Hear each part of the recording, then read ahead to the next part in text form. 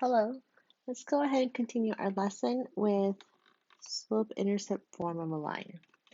So to recall from last week, we talked about graphing a line and how it's made up by a collection of points x comma y. And then we talked about slope. Okay, so let's begin with a definition of slope-intercept form of a line. An equation of a line with slope m and y-intercept 0, b is y is equal to mx plus b. So this equation is giving us a lot of important information. First, it's giving us our slope. So we have some slope m. Your slope m is always the number next to the x. And then your y-intercept, which is a point along your y-axis, which is a vertical line. This is saying that we have a point on the y-axis, and that point is that number b. But since we like points as x comma y, we say that's 0 comma b. This is helpful because those are the only two things I need to draw a line. And if we like to, we don't have to always do a t-chart where I choose some values of x and get an output, some value for y. Let's do some examples. Example A. Find the slope and y-intercept of the line whose equation is y equals negative 3x plus 1. So we have two important pieces. First, we have our slope, which is negative 3, and then we have our y-intercept, which is 1. So we can go ahead and answer our question. We just want to find the slope and y-intercept. So my slope m is negative 3, and your y-intercept is 1. We can write it as a point, so we can write it as 0 comma 1. Let's move on to B. Find the slope and y-intercept of the equation 3x plus 2y equals 6. Then graph. All right, we have some bit of work to do.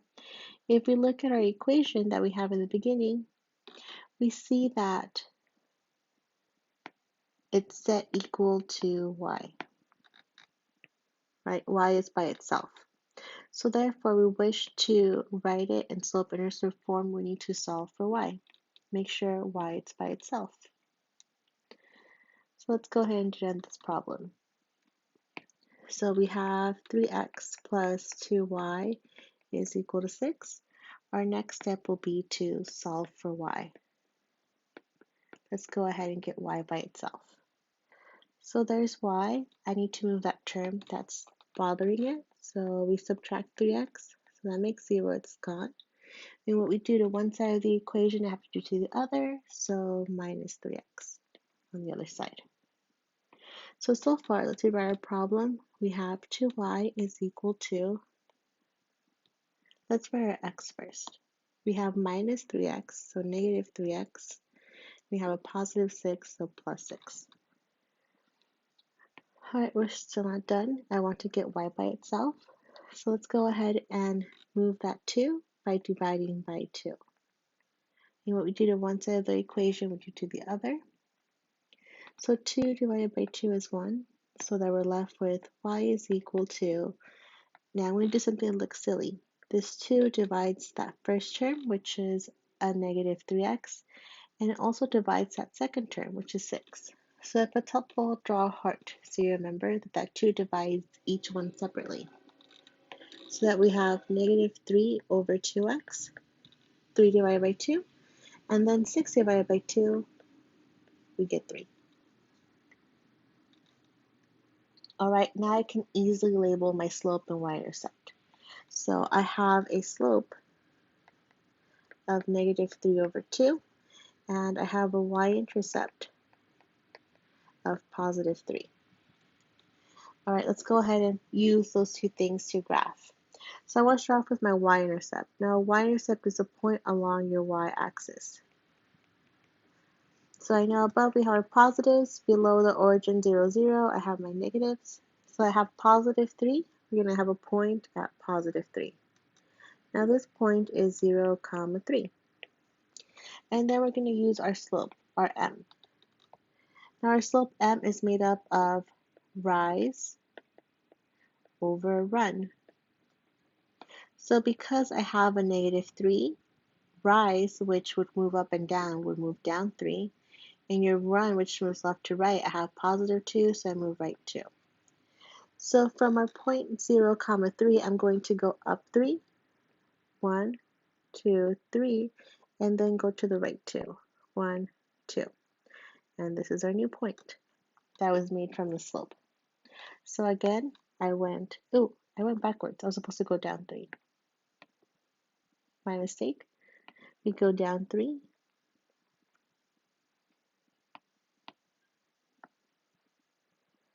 1, 2, 3, and to the right 2. 1, 2. This is our new point.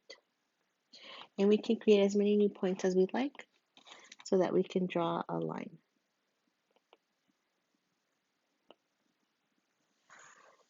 And there we have it. Now, right below, I have a guideline to you to follow so that you can always graph a line using your slope-intercept form by using your slope and your y-intercept. So first, you want to solve for y. So the equation looks like y equals mx plus b. To solve, plot the y-intercept. This will be made up of the value b, so that number b, creating the point 0, b. And 3, lastly, 5 more points using the slope m. Recall that your slope m is rise over run. Remember, rise means what you can move up and down, and run is what you can move left and right. Alright, go ahead and try these problems. Right now would be a good time for you to pause the video, and once you're done, unpause it so you can check the work. Alright, let's go ahead and continue. So A, we want to graph y equals 3x minus 1. Okay, we see here that I have a slope of 3 and I have a y-intercept of negative 1. So if I want to write it as a point, that'd be 0, negative 1. Alright, let's first start off with our y-intercept. I have a y-intercept at negative 1, your y-axis, that's your y-intercept. And then I want to use my slope. Now your slope, you want it as a fraction, so we can write it as over 1. And this gives you your rise over your run. I have a positive 3, so I'm going to go up 3. I have a positive 1, so I'll move to the right 1. Alright, from our point 0, negative 1, let's go up 3. 1, 2, 3, and then to the right 1, 1. This gives a new point. And we can repeat this as many times as we like. I'll do it one more time. 1, 2, 3, and then to the right 1. And we just use that to guide us. You don't have to draw a loop every time. Alright, now we can go ahead and connect our line. So this is our line. Y is equal to 3x minus 1. Alright, we have an example B to try also. For B, we have 8x plus 2y is equal to 10. We have some more work to do here because I need to make sure that I solve for y. Okay, let's go ahead and solve for y. Let's start off by moving the 8x. So minus 8x so that I get 0 and it's gone. And then same thing to the other side. Let's rewrite our equation. We have 2y is equal to, let's write our x first. So I have a minus 8 minus 8x plus 10. Lastly, I want to get 2 by itself, so I must divide by 2. Divide by 2, divide by 2, we get 1. So I have y is equal to, and then remember that 2 divides the 8, and it also divides the 10. So negative 8 divided by 2, we get negative 4x, plus 10 divided by 2, we get 5. All right, now I can easily see my slope and y-intercept. My slope is negative 4, my y-intercept is positive 5. So m is negative 4, and your y-intercept is 5. Remember, your slope is always made up of your rise over run.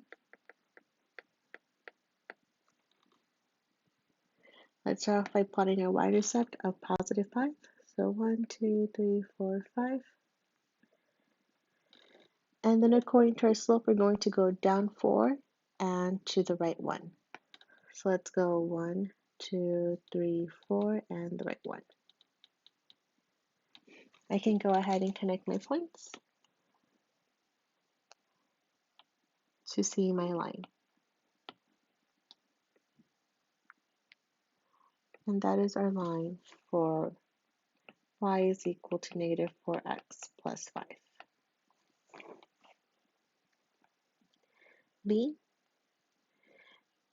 C. C is asking to find the equation of a line whose slope is 3 over 8 and whose y-intercept is 4. Cool. So we have everything given. We have y is equal to mx plus b. We have our m, our slope, and our b. So our equation of a line is y is equal to 3 over 8x plus 4. Let's go ahead and graph that. Y is equal to 3 over 8x plus 4. All right, so we first want to plot our y-intercept. So I got 4. That's my point 0, comma 4. And then I'm going to use my slope. Your slope is made up of 3 over 8. Remember, that's rise over run. So I go up 3 and to the right 8. 1, 2, 3. 1, 2, 3, 4, 5, 6, 7, 8. Ooh, almost ran out of space. And there we have our line. And we put arrows at the end because this line technically continues on forever. This is just a very short picture of our line. All right, moving forward. Let's go ahead and connect this concept with what you'll see next semester if you choose to take statistics. So in your statistics class, one of the last concepts will be correlation. This is where we'll work to find a conclusion to scatter plots. So scatter plots are usually graphed on a grid where you have two arguments, one for your x-axis and one for your y. And it could be anything from height to weight. I can't think of any at the moment, but we'll see some examples soon. So let's go ahead and define correlation. Correlation is a relationship between two variables. The data can be represented by the ordered pairs x comma y, where x is the independent or explanatory variable and y is a dependent or responsible variable. Now within our scatter plots, we might see some trends. And what we're looking for is a type of linear correlation, a line. So here in this first one, we see that it's going down. So we say we have a negative linear correlation. The next one, we see all these points kind of make an upward line. So we have a positive linear correlation. Similar to your slope, right? We can have a negative and a positive slope. And we can have situations like here where there's no correlation. There's no way for me to make a line out of this, right?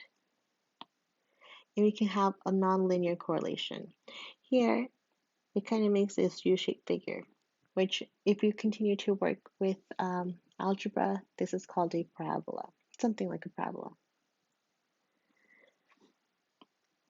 In a given set of data, we can calculate the type of correlation by using the correlation coefficient. And this is the formula in your definition. The correlations coefficient is a measure of the strength and the direction of a linear relationship between two variables. The symbol R presents the sample correlation coefficient. A formula for R is, and here's your formula. Do not be intimidated. When you take the course, you'll use some software. You can use anything from StatCrunch, Excel, or a calculator, and it finds the correlation coefficient very quickly. You just need to enter your data. But you can read it. You know what this means. You know the sigma means to add. So here we're adding all the numbers when I multiply my x and my y. Then we're going to multiply by n, the number of entries. We're going to add up all your x's, and you're going to add all your y's. So you can read it because I know we work with these type of problems, but you won't have to do it by hand. Let's continue reading. Where n is the number of pairs of data, the population correlation coefficient is represented by rho, the lowercase Greek letter rho, pronounced rho. Here's an image of different correlations. Notice how positive slopes go up from left to right and negative slopes go down from left to right. So I use slopes, which isn't proper, but that's the connection between correlation and what we learned in algebra. So here we see some scatter plots, and we can look at each one separately. So here we're talking about costs in dollars for something, and the number of adult movie tickets, right? So you see, as there's more number of adult movie tickets, there's a higher cost. Next one. Oh, and this one has a correlation of 1, an R of 1. All right, and then we also have another argument with shoe size and the height. So we see that as the height gets bigger, there's larger shoe size. And even though we don't see it straight off the bat, we can kind of see that there's a positive line being built. And this calculation will be made up of R is equal to 0.81. We also have one for amount spent on milk per year compared to the income per year, so how much they make. And we see that it kind of seems like as though the more money they make, the more money they spend on milk. I guess that's what we can kind of see. It's not very strong, but it kind of seems to go upward. So do you see between these two, building that line is not as obvious in the next one, and therefore has a smaller value for R. So our R for this one is 0.45. So you see for the first three how you can get a very perfect line and have an R of 1, a semi-perfect line, have 0.81, and a less perfect line, and we get 0.45.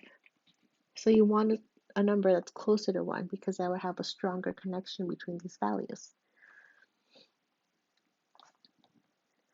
Next, we have a graph showing us an exam score and the number of incorrect problems, and we see that the more incorrect problems are lower their score. That makes sense. This produces a perfect line, so we have an R of -1 because it's going downward. And then we have another graph where we're looking at a test grade and the number of absences. And you see that as you have more absences, your test grade goes lower and lower and lower and lower. This one has an R of -0.92. A line is pretty easy to see, so it has a pretty strong correlation of 0.92. Our last graph we're going to look at is height in inches and IQ score. And you see that there's really no connection between your height and your IQ. And our calculation tells us that R is 0.04, which is really small. We go from $1 to 4 cents. Super different, right? All right, so this is what you'll see in your next course, and you'll work with lines that look a lot like y equals mx plus b, but instead they'll write them backwards. They'll write something that looks like y equals b plus mx. You won't focus as much as graphing a line but you'll worry more on creating the equation. But again, you'll have software. It's just a matter of being able to read your data and coming up with a sentence concluding what your statement is, what you have found to be true or false, or what trend you found. All right, so this concludes lines. We talked about lines so that we can get to this point. So when you see it in statistics, hopefully it makes a bit more sense. All right, thank you. Have a nice evening. If you have any questions, make sure to post them in our discussion board or email me. Thank you.